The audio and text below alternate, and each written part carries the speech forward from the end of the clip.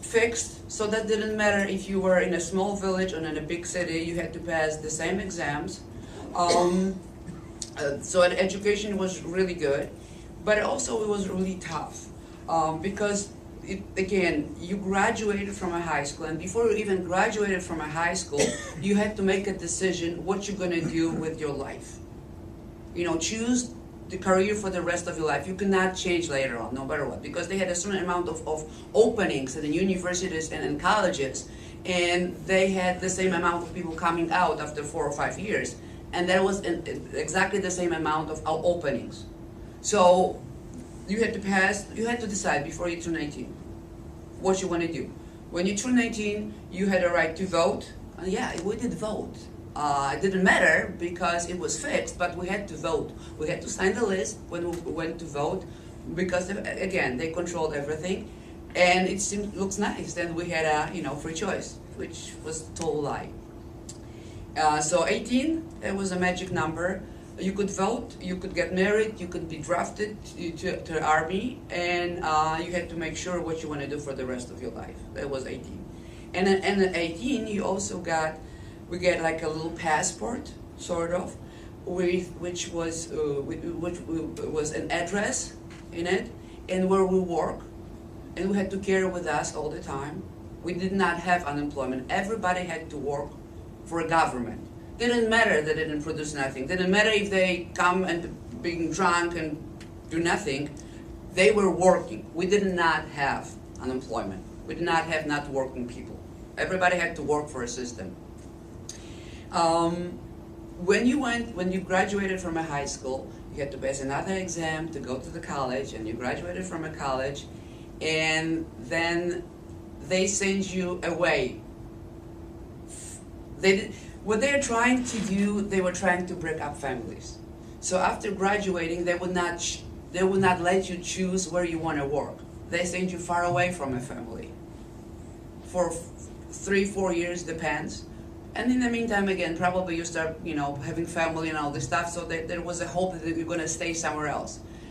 They tried to break up families because family ties were very strong. Whatever schools were teaching us, whatever they were brainwashing us with, that was undone at home. And we did, like I said, family, we didn't have peer pressure. Family was the strongest. We had to listen to it. We didn't have runaways. Where would you run away to? You had to stick together to survive. So family ties were very strong.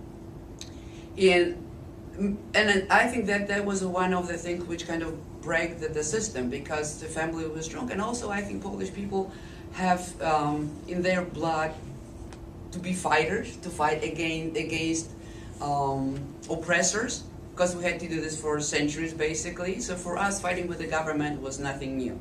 And we tried a few times, and of course always government put a lid on it, and some people lost lives, and it was the same, like churches were always the place when they were trying to kind of teach us and try to show us what government is doing to us, and few priests also lost lives. So it was really very scary, very scary. We didn't think much about it then because you just try to survive, basically.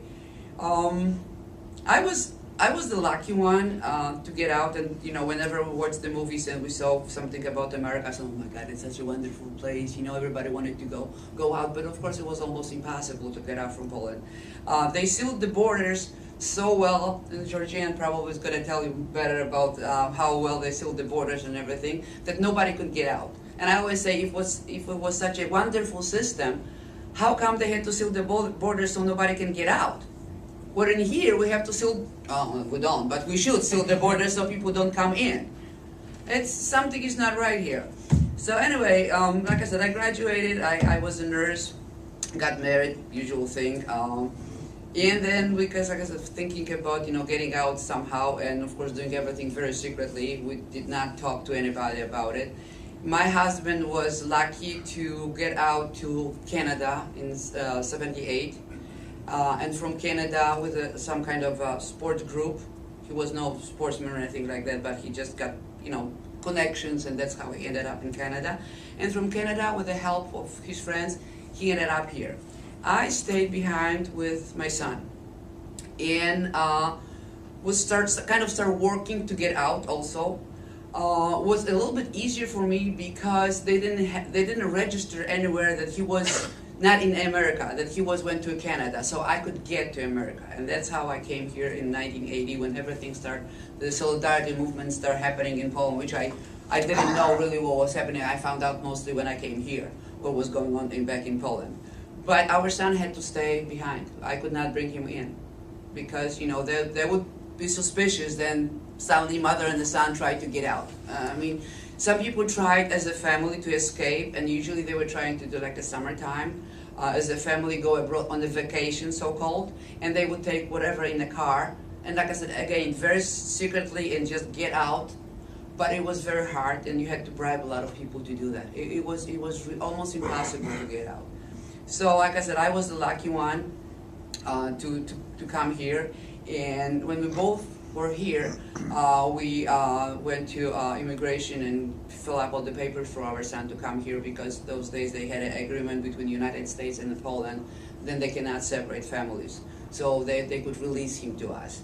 And he came in beginning of 83 here. So finally after, 3 years, 2 years and a half for me and 4 years and something for my husband, finally we were all together.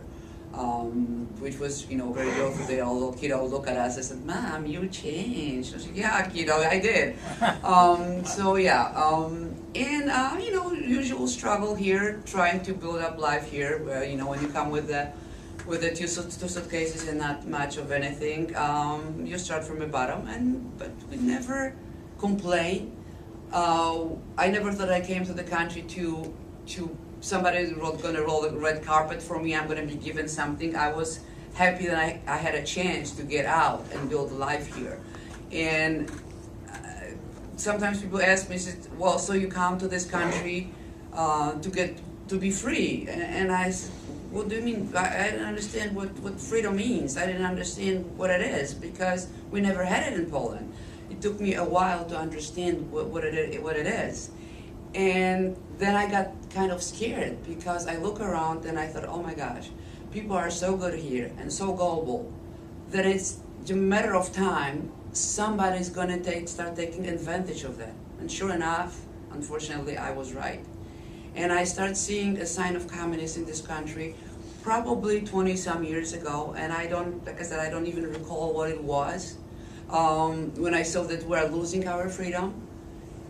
Not even losing, we're just giving away in the name of safety, in the name that we should help each other, or whatever government is selling to us.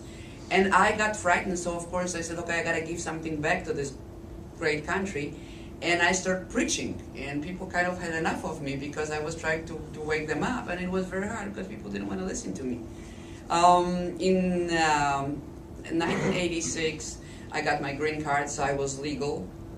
And then I was, 85, and amnesty came in 86, and I was thinking, oh, something is not right here. I did all the hard work, did everything myself, and it wasn't a pleasant experience, but then again, I didn't expect anybody welcome me with all, but it was my choice, and I was happy that I could stay here.